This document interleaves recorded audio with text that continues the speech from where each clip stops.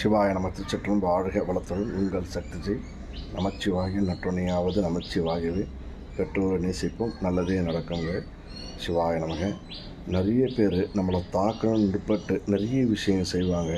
வாயால் தாக்குவாங்க, அந்த நாக்கால் குத்தி கிழிப்பாங்க, கத்தியாலையும் குத்தி கிழிப்பாங்க. பல ஆயுதங்களை பல மாதிரி பயன்படுத்தி நம்ம சரியாக இருக்கணும்னு நினைக்கிற நம்மளை தாக்கிறதுக்கு, வீழ்த்துறதுக்கு, தோக்கடிக்கிறதுக்கு பலவிதமான பல முயற்சிகள் எடுத்து பல விஷயங்களை சரியாக செய்கிறன்ற நினைப்பில் தப்பாகவே செய்து நம்மளை நிம்மற விடாத குத்திக்கிட்டே இருப்பாங்க.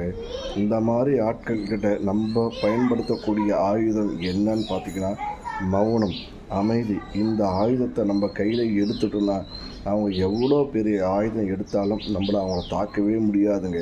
நம்மளை கண்டு அவங்க பயந்து ஓடிட்டே இருப்பாங்களே தவிர அவங்களால நம்மளை எதுவுமே செய்ய முடியாதுங்க. மௌனம், அமைதி, சிம்ம சப்பனங்க. இந்த ஆயுதத்தை நம்ம கையில் எடுக்கும்போது எவ்வளோ பெரிய எதிரியாக இருந்தாலும் தன்னைத்தானே குத்தி கிழிச்சிக்கிட்டு மரணத்தை சந்திப்பான்றது ரொம்ப நிதர்சனமான விஷயங்க.